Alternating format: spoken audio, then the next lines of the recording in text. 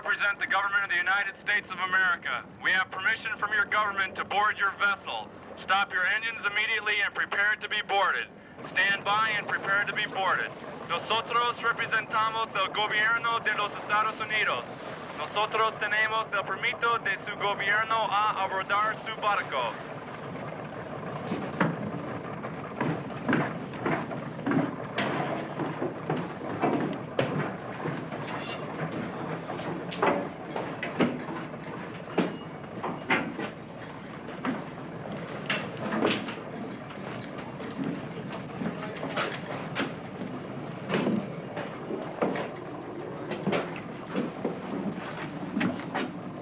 A ghost ship is discovered adrift on the Caribbean. Another mystery for the men who patrol those waters of dreadful fascination, the infamous Bermuda Triangle.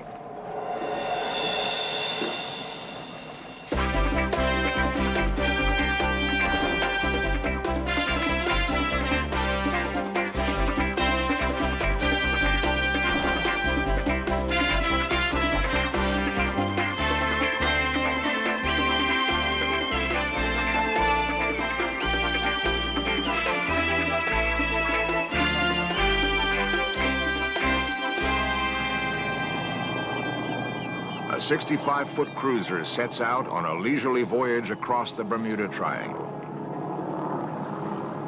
There are 4 men aboard. None of these men will be seen again.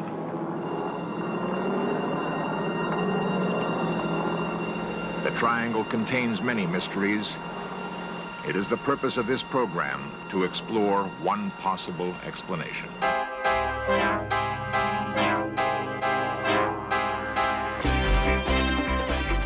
This series presents information based in part on theory and conjecture. The producer's purpose is to suggest some possible explanations, but not necessarily the only ones, to the mysteries we will examine. Distress, unknown vessel. The 7th District United States Coast Guard at Miami Beach is one of the busiest Coast Guard stations in the world. It may also be the best. It operates in that now legendary body of water known as the Bermuda Triangle. Its commander is Rear Admiral Robert Durfee. There are, as a matter of interest, between 800,000 and 900,000 registered recreational boats in this district. So this presents just a tremendous potential for people getting in trouble. Fully 1/3 of America's missing ships and planes vanish in the Bermuda Triangle. Many can be attributed to the inexperienced sailor, lulled into a complacent carelessness by the nearness of land and the deceptive tranquility of the sea. As for the others, they have been attributed to such theories as magnetic anomalies, UFOs, lost continents. While some of these ideas may seem far-fetched, they stem from a desperate need to explain a host of disappearances which make no sense. One of the men looking for answers is Miami Herald reporter Carl Hyacin. He has concentrated on 44 recent disappearances and has studied the Coast Guard's explanations. They have 9 that they said were presumed sunk, and I wouldn't quarrel with that, given the size of the ocean and the number of inept or inexperienced captains. The impulsive thing to do down here is if you've got some money, you go out and buy a nice big yacht. Early in 1974, 4 young Philadelphia businessmen bought a nice big yacht. Their story, recreated for In Search Of, begins in Miami as they joked about venturing out into the Bermuda Triangle. They'd read up on the legends of the ghostly Spanish galleons on the Sargasso Sea, of the dancing coffins in a Barbados graveyard, of the haunted lighthouse on Great Isaac Rock. But to the 4 men that day, these were but fanciful tales from antiquity. They were men of today. John Tarquino, 42. Cy Szentner, 32. Elliot Cohen, 30. And Raphael Kaplan, 26. And in a few weeks, they would set out on a shakedown cruise. In the beginning, they adhered to standard operating procedures. They filed a float plan, They were to be back in Miami on April Fool's Day. Their boat was moored in Dinner Key Marina near Miami Beach. They boarded as planned on the 1st of March, 1974, carrying the gear and provisions for a 1-month voyage. The weather was good that year, and after a Philadelphia winter, Miami was a place of tropical promise. The ship was the Saba Bank. They had hired an experienced skipper, for this was not a toy, but a $300,000 boat. It was equipped for the wildest blow, with the finest navigational and safety devices that money could buy.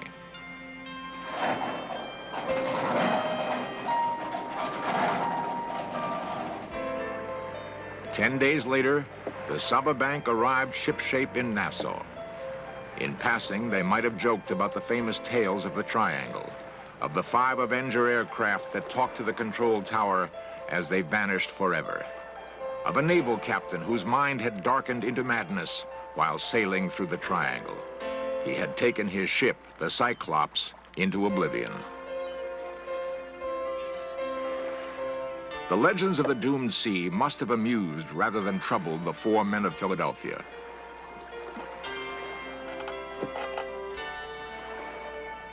They were not seen leaving Nassau, but were spotted 3 days later at Port Royal, Jamaica, en route, they said, to Aruba in the Dutch Antilles.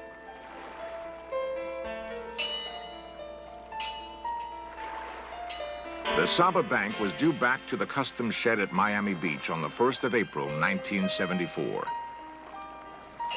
A few boats came in that day, but none was the Saba Bank. On that April Fool's Day, a Philadelphia secretary began to make inquiries. At first, they were casual, but as the days passed, there was a tinge of alarm. Okay, the name of the vessel? Okay, do you know the registration number of the vessel? Because the Saba Bank had filed a float plan, Coast Guard search and rescue could begin the moment the boat was overdue. But as the search expanded over 22 days to eventually cover 500,000 square miles of the Caribbean, not a trace was found of the Saba Bank, its seasoned captain, and the pleasure-seeking new owners. They were never seen again. 2 years earlier, the Coast Guard was faced with a case bearing a marked similarity. The boat was called the Como No. It was a sturdy vessel, and 66-year-old Charles Fisher of Portland, Oregon, had paid $100,000 for it. He and his wife Terry had sailed out of Fort Lauderdale in August 1972. To this day, no one knows how that voyage ended. During its subsequent search and investigation, the Coast Guard learned that the elderly couple had spent the fall island hopping in the Caribbean, en route to their retirement home in Puerto Vallarta.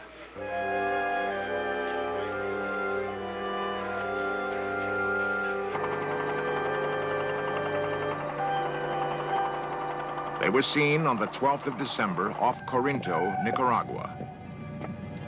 All the Coast Guard ever found of Mr. and Mrs. Fisher and the ship, Como No, was a small plastic lifeboat.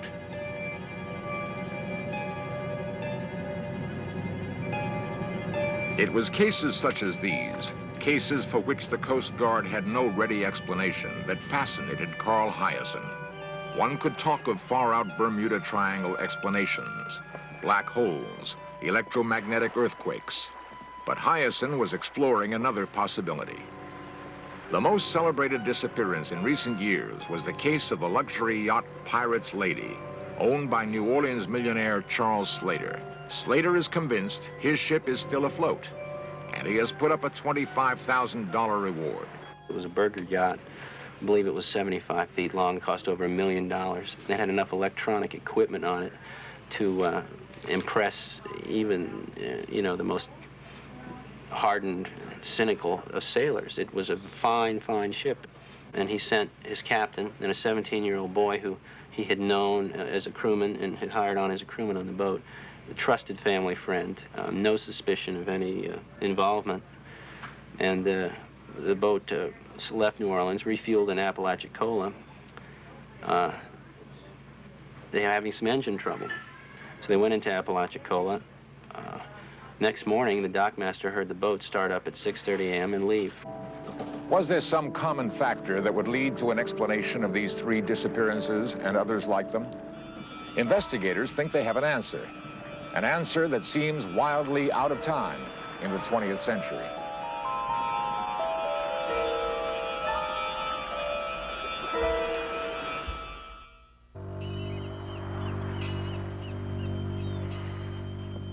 There is one hard fact. Many weekend sailors are known to have vanished in the past 6 years. Carl Hyacin does not pretend to have all the answers, but he has a theory that is cautiously accepted by the Coast Guard. Since 71 through 77, they had 44 vessels that that disappeared and that they regarded as possible or probable, not probable, they use the word very carefully, possible hijackings. The fear among yachtsmen is reflected by the words of marine insurance broker Ted Hall. 10, 15 years ago, young college students or young folks used to come down here and hang around the docks on Miami and Beach or in the Lauderdale area. And if they wanted to go to the Bahamas, they go ask a yachtsman, and the yachtsman would take them to the Bahamas, free of charge. That's all stopped. Most yachtsmen will not take anybody on board. I've had a friend that said that he saw a barometer that he'd given another friend who the family turned up missing, but here this barometer was on an island in the Bahamas for sale in a gift shop. There is a growing suspicion that a number of seemingly inexplicable disappearances can be laid at the feet of a bizarre anachronism, the plundering buccaneer. The modern pirate does not fly the Jolly Roger or lurk in the remote coves of the Spanish Main. There is reason to believe that the modern pirate strolls the streets of Miami Beach, made undetectable by his commonplace appearance and his belief in the age-old tradition of piracy, that dead men tell no tales. Hyacin has developed the profile of the typical modern buccaneer. A cold-blooded person, fairly intelligent, and ironically, pretty personable sort of character. And this is the sort of thing that happens. They make friends with them, they let them come on board, and they might mention that the wife has some diamonds with her or something, and then the fellow says, "Oh, really?" The pirate is looking for a congenial victim, a man proud of his boat, a man who doesn't ask for credentials or identification, the type of person who will sign his own death warrant. As seen in this reenactment, the typical pirate of today must first discover essential facts that make a particular vessel the perfect target. The vessel has no specific float plan, its destination is not defined, its schedule is undetermined. The buccaneer will have the necessary time to complete his deadly deed. He knows that boat owners can be like kids, even to wearing official-looking uniforms. In these cases, another thing that happens frequently is that the boat leaves, and in the case of the Pirate's Lady, it leaves virtually unnoticed. Either late at night, early in the morning, it motors out very quickly. There's no chatting around the dock, no, buying a six-pack and shooting the breeze with the dockmaster. The boat is gone bright and early. Now it is just a matter of time until the victim takes his would-be killer to a suitable, secluded piece of open sea. In each of these cases, the boat was outfitted for a long voyage already. That is, there were provisions, there was fuel, there was charts, there was either radar or certainly radio, long-distance communication. There was everything they needed to make a good long trip.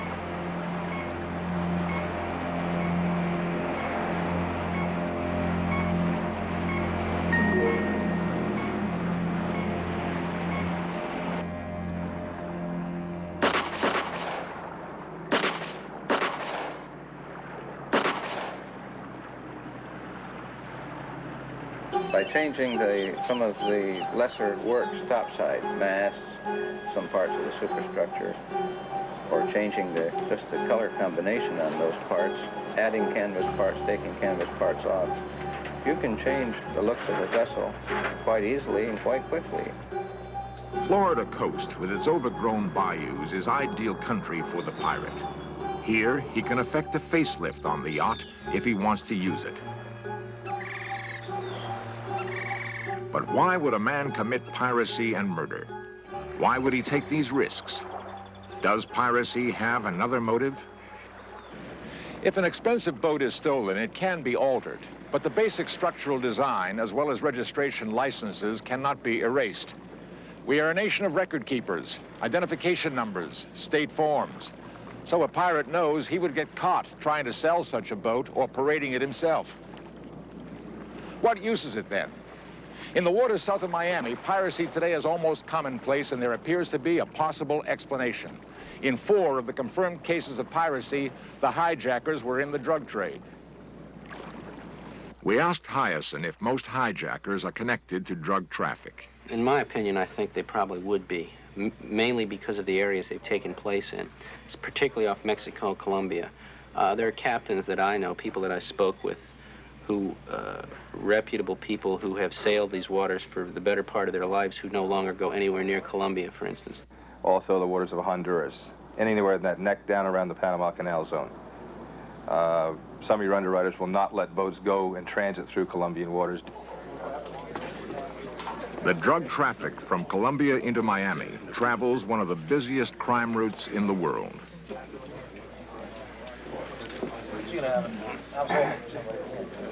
Today we're going to be auctioning a 1973 28-foot Donzi. This is a common ceremony in Miami. The public auction of a drug boat seized off South Florida. Somewhere in this crowd of honest, legitimate bidders may be the front man for a crime syndicate with the ready cash to put a seized vessel right back into the drug trade. 11.5, who'll give me 12? 13.5, 13.5, On this particular day, the boat is bought by a water skier, but it is generally believed that a number of the supercharged speedboats that fill the waters of South Florida are in the drug trade. They are used by the big syndicates to run dope in from other ships which sit out in international waters. In the mid-70s, the Dauntless and other Coast Guard vessels working with the drug enforcement agencies and U.S. Customs had been relatively successful in breaking the big heroin syndicates. Now, cocaine and marijuana began to appear in huge quantities. At about the same time, Coast Guard Captain Edmund L. Cope noted a curious new development in southern waters. Private yachts began to disappear, boats that could make a long trip without the necessity of mother ships or messenger boats. Why were these boats being pirated instead of purchased? It appears that a new and more deadly breed of drug runner is now abroad. The lone wolf with connections in the drug culture, but operating outside the big crime syndicates. Boats were being hijacked because the guy couldn't afford to buy one that size. Couldn't buy what he needed to get involved in his particular business, which would be running marijuana from the Gulf Stream into the Florida. What sort of boats were these men looking for? The Coast Guard has prepared a profile of a potential victim. Well, it would have to be a boat that's capable of going a long ways with a good-sized cargo. That is a long-legged yacht. Otherwise, it's not worth it. It's not worth it to steal it. It's not worth it to kill people on board. It's not worth it to try to stuff a lot of drugs inside of it. They want something that'll hold a lot. Just such a boat was the Saba Bank, which disappeared on April Fool's Day, 1974. The perfect victim for a hijacker. In studying the Coast Guard investigation, Hyacinth learned that when the boat was last seen in Nassau, the owners were observed in conversation with persons described as drug or hippie types. Did the 4 Philadelphia businessmen invite these people to join in the fun trip to Jamaica and in effect arrange their own murder? No one knows for sure, for no one saw them leave, and their disappearance remains a mystery. And what about the Como No and the elderly couple en route to their retirement home? The Coast Guard discovered that they were carrying their life savings, $30,000 in cash, and that this fact was well known around the marinas. Also, there was the daughter who gave evidence that she had received a letter from the couple. They wrote that they had taken on a pair of strangers as deckhands and admitted they had become afraid of them, but did not know how to get rid of them. Had this couple issued an invitation to their own murder?